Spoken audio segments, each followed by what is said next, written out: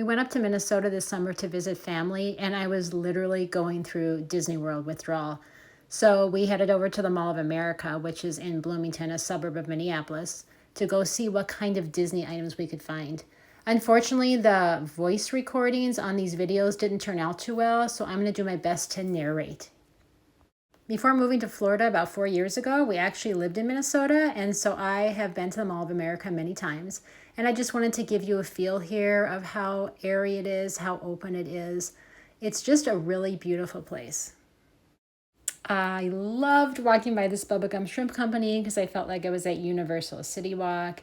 And then you're going to see this Buffalo Wild Wings, which is no big deal. But that Rainforest Cafe up ahead made me feel like I was at Animal Kingdom. And then who doesn't love a little bit of Margaritaville to make you feel like you're home? Fake palm tree and all. I wanted to show you guys this atrium because this is where the Minnesota Vikings cheerleaders have their annual tryouts. And we've had some friends who were Viking cheerleaders, so it holds a special place in my heart. We finally found the BoxLunch. We started on the 3rd level and BoxLunch is on the 1st level. But I could not wait to see the pins because I figured, hey, this is the Mall of America. They're going to have some amazing pins. And they did. They had pins that had been clearanced out back at my store in Florida. And then they also had a bunch of pins that I've never seen before. So it was really fun to take a look. However, they didn't have any sales, no percentages off, and I just didn't feel like paying full price for these pins, especially because if I buy them online, I can at least get buy 5, get 2 free. So I just enjoyed looking around, and then I thought, let's go over to Hot Topic. But on my way out, I got sidetracked when I saw all of these adorable Halloween Disney items. It was hard not to buy any. I mean, I literally could have bought every single item I'm showing you. Can you imagine how cute that would be carrying those around in the park? And all these Winnie the Pooh items and soap dispensers, so totally cute. And then I fell in love with this Evil Queen shirt. I mean, come on, guys. Can you believe how cute that is? And I also enjoyed seeing all of the other villains items they had for Halloween. And then it was time to head over to Hot Topic, which was actually right across the way.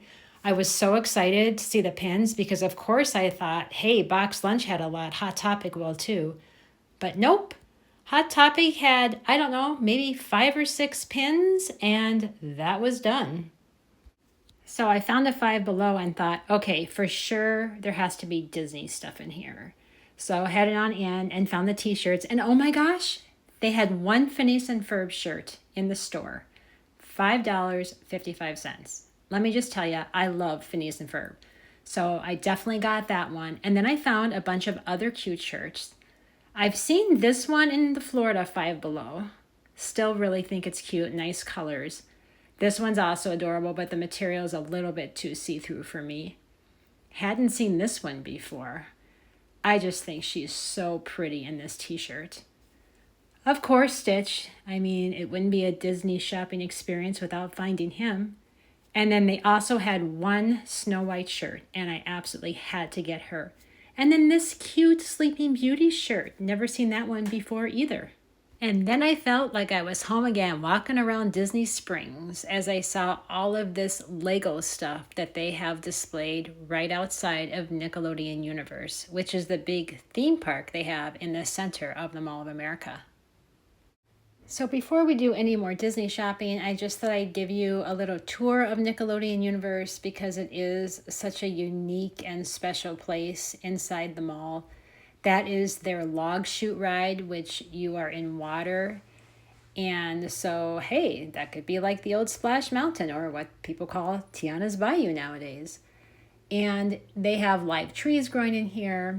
It's fun because in the winter, especially the cold, depressing winters of Minnesota, to be able to come here and have live trees. They even have a bunch of tropical plants. I'm not sure that I'm showing those right now, but they've got palm trees and some other pretty tropical plants planted.